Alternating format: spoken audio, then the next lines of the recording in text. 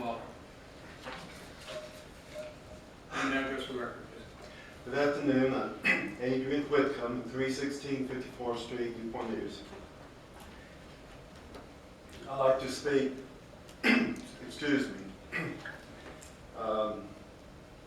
concerning the city farm. I'm going to go over a number of points here and try to highlight some things. First of all, the history. The 58 waterfront acres and the location of Water Warwick Town.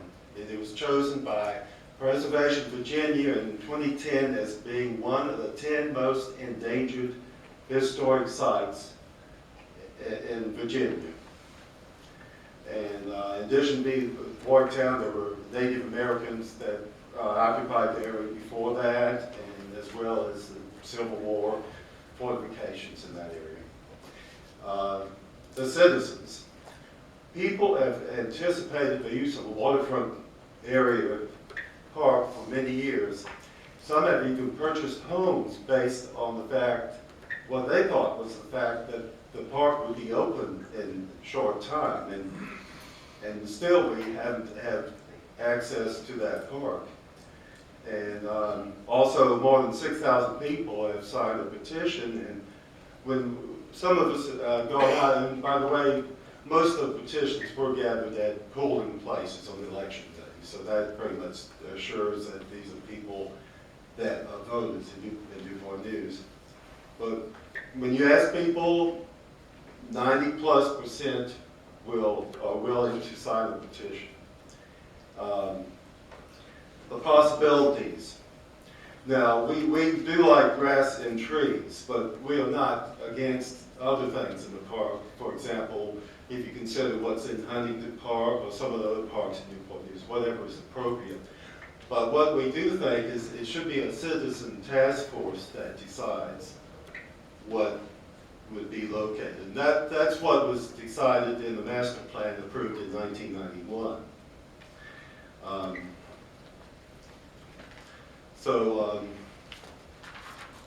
And I'm the one that gave you this.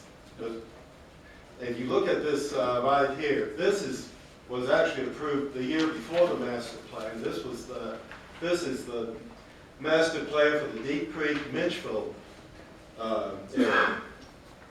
And as you can see, they not only studied the city farm, they studied the neighborhoods around and looked at them and said some should be low density or medium density and so forth. And the park was the central feature of this plan. And then a year later, they had to make a specific plan for the park. And as you can see, it goes all the way down to the water, the riverfront park, and they kept a number of sections as natural areas. So some of these areas are just suited to be kept in a natural state. And others could be more developed as a beach or expand the marina some, perhaps. Right, the process.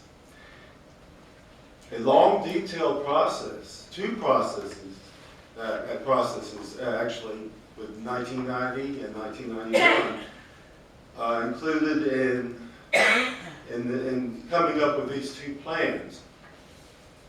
And we think those processes should be respected. We can talk about doing a study, but a study's already been done. And this study had the foresight to look into the future and see what the needs would be for this city. And we should not go back and say, well, we don't need that park anymore. This park will benefit everybody in the city. There will be an increase in home values in the neighborhoods around the park that will more than compensate for whatever could have been gotten by developing 200 or so houses there on that, luxury houses there on the waterfront. Additional recreation facilities and activities will improve the health of our citizens. Visitors from outside the city will be attracted to the park and spend money while in the city. At the same time, you don't have to provide all the services that you do for residents.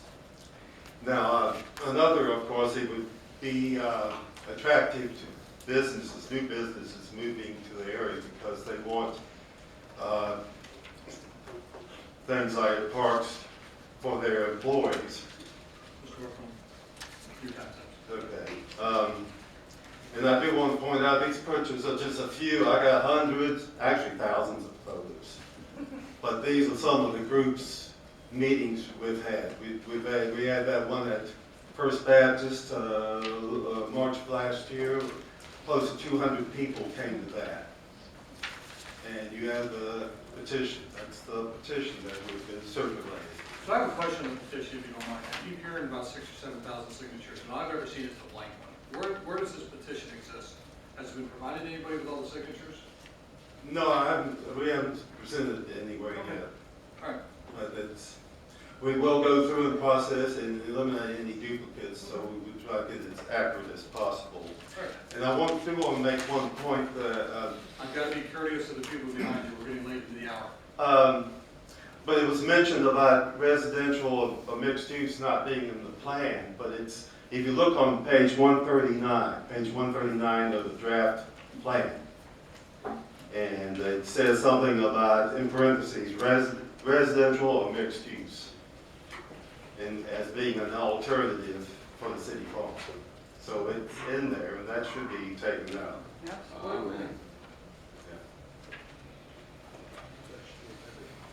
It also talks about adding City Farm to Riverview Farm Park. Yeah. That's not true. It is part of Riverview Farm Okay, Park. it's 139, right? In the current one, I think that was what it was. What is that? Oh, on the chapter other. 5. All right, thank you. 139, yeah. All right, thank you very much. And,